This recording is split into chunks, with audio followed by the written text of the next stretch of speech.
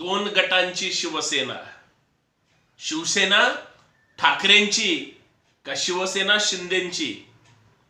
कारण जेवढं उद्धव ठाकरे साहेब शिवसेना माझी म्हणतात तेवढं शिंदे साहेब सुद्धा म्हणतात नाही नाही शिवसेना माझी. उद्धव ठाकरे म्हणतात माझ्या वडिलांचे शिवसेना, उद्धव ठाकरे म्हणजे बाळासाहेब ठाकरेंची, उद्धव बाळासाहेब ठाकरे म्हणजे थेट बाळासाहेब ठाकरेंचा वंशज. तर दुसऱ्या बाजूला शिंदे साहेब म्हणतात आम्हीच बाळासाहेबांचे खरे वारसदार, आमच्याशिवाय दुसरं कुणीच असू शकत नाही. रक्ताचे वारसदार असले म्हणून काय झालं, पण आम्ही ज्या पद्धतीनं त्यांच्या विचारांनी काम करतोय अजिबात दुसरं असं कुणी करत नाही. त्याच्यावर लगेच उद्धव ठाकरे साहेबांचे लगेच शिवसैनिक म्हणतात की जे लोक दुसऱ्याचा बाप पळवतात, त्याच्या उद्धव ठाकरे साहेब सुद्धा म्हणतात जी लोक माझ्या वडिलांना पळवतात, चोरी करतात, माझ्या बापाची चोरी करणं हे तुम्ही तुमच्या विचाराशी गद्दारी करणं. अरे माझा बाप चोरण्यापेक्षा तुम्ही तुमच्या वडिलांना सन्मान द्या. तर दुसऱ्या बाजूला शिंदे साहेबांचे शिवसैनिक म्हणतात, समर्थक म्हणतात अहो तुम्ही तर बाळासाहेब ठाकरेंच्या विचाराशी प्रार्थना केली, तुम्ही त्यांच्या होऊ शकले नाही, मग ह्यांचे कसे काय होणार? या सगळ्या राजकीय द्वंद्वामध्ये नेमकी निष्ठावंत शिवसैनिकाला प्रश्न पडलाय की शिवसेना कुणाची? निष्ठावंत शिवसैनिकाला उत्तर कुठं मिळेल? निवडणूक आयोगाकडे मिळेल, विधानसभेच्या अध्यक्षाकडे मिळेल, का तिकडे सर्वोच्च न्यायालयात मिळेल? आणि मिळणार आहे पण ते कधी मिळेल याला काही वेळ काळ आहे की नाही? का ज्या आमदारांनी शिवसेनेला भगदाड पाडून भाजप सोबत सलगी केली त्या 16 आमदारांना किंवा 40 आमदारांना त्यांचा कार्यकाळ पूर्ण होईपर्यंत निकालच लागणार नाही, त्यांच्या आमदारकीचा पूर्ण लाभ त्यांना घेता येईल. मग निर्णय लागणार कधी? खरा प्रश्न महाराष्ट्रासमोर येणार कधी? आणि हे सगळं घोडं कुठं आणलंय माहितीये का? विधानसभेच्या अध्यक्षांनी 16 आमदारांची आता जी हेअरिंग सुरू आहे ना, मग उलट तपासणी सुरू आहे, मग हे कसं काय घडलं हे सगळं खरंय. उत्तर कधी देणार विधानसभेचे अध्यक्ष महोदय? 31 डिसेंबरच्या आत द्यावंच लागेल. सर्वोच्च न्यायालयाने सांगितलं नाही तर ते हस्तक्षेप करेल आणि निकाल मिळेल. मित्रांनो, याच विषयावर आपल्याला बोलायचंय. जय जाऊ. मी आपला मित्र सहकारी संतोष शिंदे. या सामाजिक विचारपीठावर आपल्या सर्वांचं मनपूर्वक हार्दिक स्वागत. विनंती एवढीच आहे, व्हिडिओ शेवटपर्यंत पहा, जास्तीत जास्त शेअर करा सगळ्या आपल्या लोकांपर्यंत आणि जास्तीत जास्त सबस्क्राईब सुद्धा करा. मित्रांनो, मी चर्चा करतोय शिवसेना ह्या ब्रँड बद्दल. शिवसेना म्हटलं की महाराष्ट्र असा घाबरायचा. कुठल्याही शिवसेनेला अर्थात शिवसैनिकाला, कारण मुंबईमधून बाळासाहेब ठाकरे आदेश द्यायचे त्यावेळेस महाराष्ट्रातली सगळी शिवसेना, प्रत्येक जिल्ह्यातली, तालुक्यातली, गावगाड्यातली ऍक्शन मोडवर असायची. ज्या पद्धतीचं काम असायचं, हिंमत नाही व्हायची कुणी शिवसेनेच्या विरोधात जायची. गेले ना भाजपवाले साहेब, फोडली शिवसेना. शिवसेनेचा वाघ ज्या पद्धतीनं डरकाळी फोडायचा, अक्षरशः आता वाघ सुद्धा परत जंगलात सोडावला लागला की काय अशा पद्धतीने अवस्था करून टाकली. आणि हे षडयंत्र आहे. एखादा पक्ष, एखादा निष्ठावंत मावळा, मी म्हणतो शिंदे साहेब सुद्धा आयुष्यभर त्याच्यात घालवलंय. ते काय असे शिवसेनेमध्ये गेले होते काय? आनंद दिघे साहेबांच्या किंवा त्यांच्या सगळ्या टीमने काम केलं म्हणूनच तिथपर्यंत पोहोचले. बाळासाहेब ठाकरेंनी असेल किंवा उद्धव ठाकरेंनी असेल, सगळ्यांनी विश्वासच ठेवला. त्यांच्या मनात आलं असेल का शिवसेना फोडायची, पण फोडली गेली. मला फक्त षडयंत्राबद्दल बोलायचंय. शिवसेना फोडली गेली याचं सुद्धा एखादं षडयंत्र असू शकतं.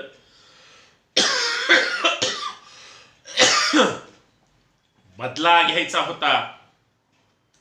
भाजपला काहीतरी फार मोठं दुःख असेल.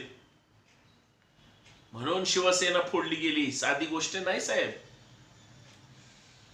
भाजपच्या सुद्धा मनात होतं की नाही माहित नाही, पण संघाच्या मनात असू शकतं. शेंडी जाणीवेचं हिंदुत्व नाहीये बाळासाहेब ठाकरेंचं सुद्धा आणि उद्धव ठाकरे साहेबांचं सुद्धा, मानलं पाहिजे.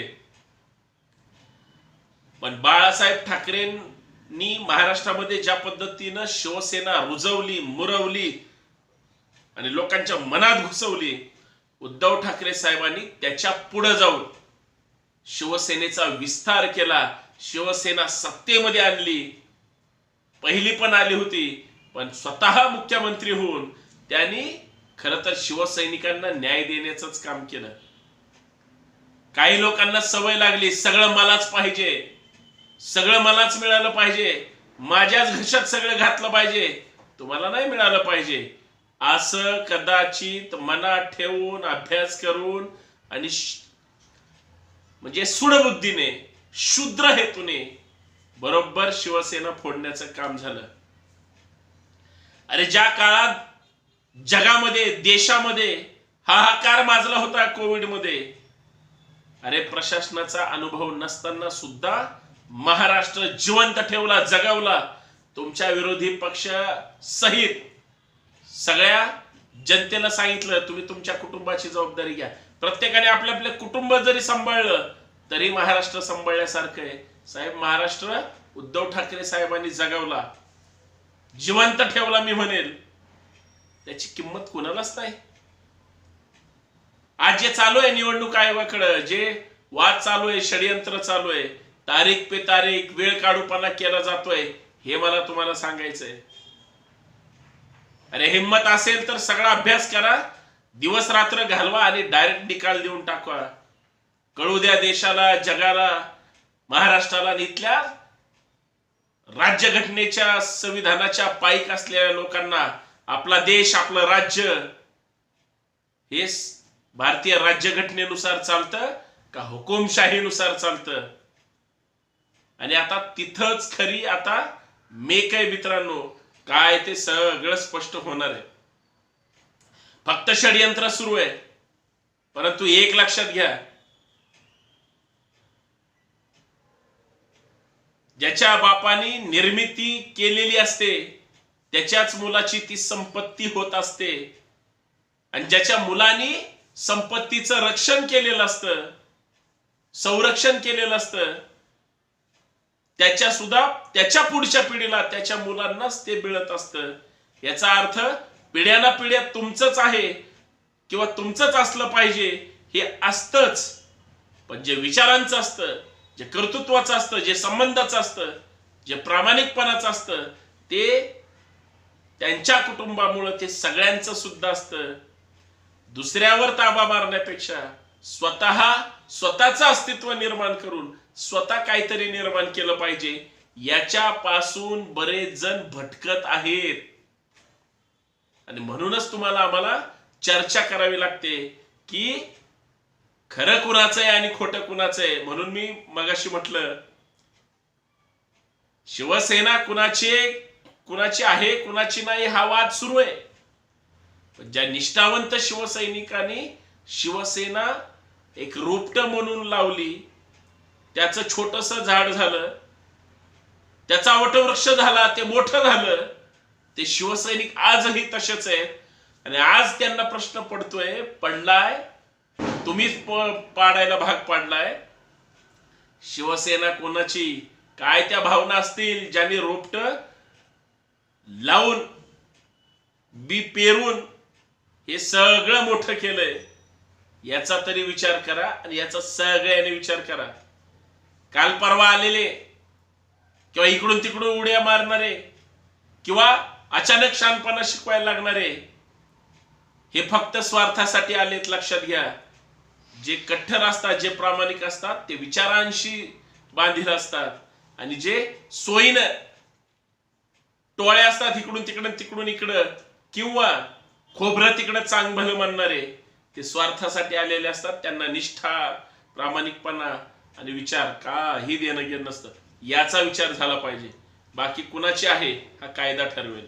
शिवसेना कुणाची आहे हे कायदा ठरवेल. धन्यवाद. जय जिजाऊ, जय महाराष्ट्र, जय भीम, जय शिवराय.